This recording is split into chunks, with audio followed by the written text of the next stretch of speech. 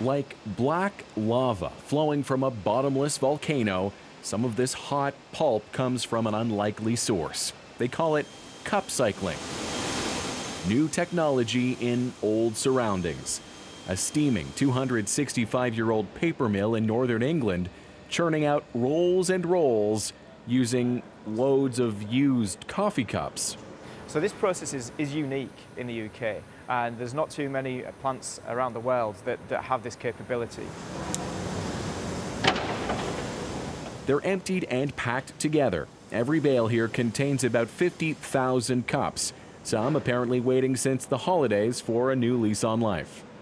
Coffee drinkers in this country throw away 2.5 billion of these cups in a year. This is the only place transforming them into paper that gets made into shopping bags. For every one of these bags, 1 cup has been recycled. Before that bag is made, the cups are loaded and the transformation begins. The machine's separating the paper cup from its plastic liner, heating the pulp, adding color, and something old is new again. About 20% of that huge roll of paper comes from used cups. And there's no shortage of those in this coffee-obsessed country. I actually do have a reusable cup, but I'm on the coffee run for the office, so we're not really as efficient as we should be. If you look at the litter in the streets, there's loads of it around this paper. In London, it can seem like there's a cafe on every corner. But what to do with all those cups? The sealed plastic liner inside stops the paper from getting soggy, but also makes it hard to separate and recycle.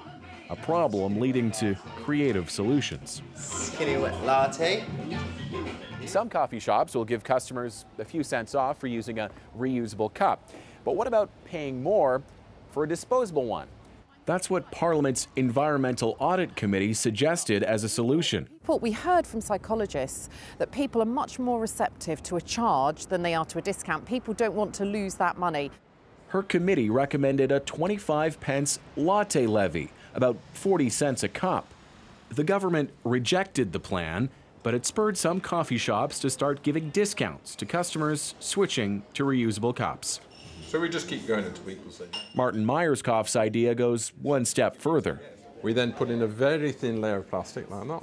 His invention, a new kind of cup, allows the paper and the plastic to be separated much easier for simpler recycling. We've got people in South Africa want it, we've got people in Europe want it, we've actually got a Canadian company called us up this week, which I can't name, but you would know. Yeah, we'll see what happens. Yeah. It's still a long way off from mass distribution, though. And back at the paper mill, they're only converting a fraction of the 500 million cups the plant can handle in a year. There isn't the supply chain there in order to collect those cups and bring them to us. The problem I'd like to have is to run out of capacity. For Britain's coffee cup problem, this is one solution, but there's no quick fix. Thomas Dagg, CBC News, Kendal, England. We're going to continue bringing you stories of the Global Recycling Challenge in the weeks ahead, including some of the good ideas out there to make a little less mess on the planet.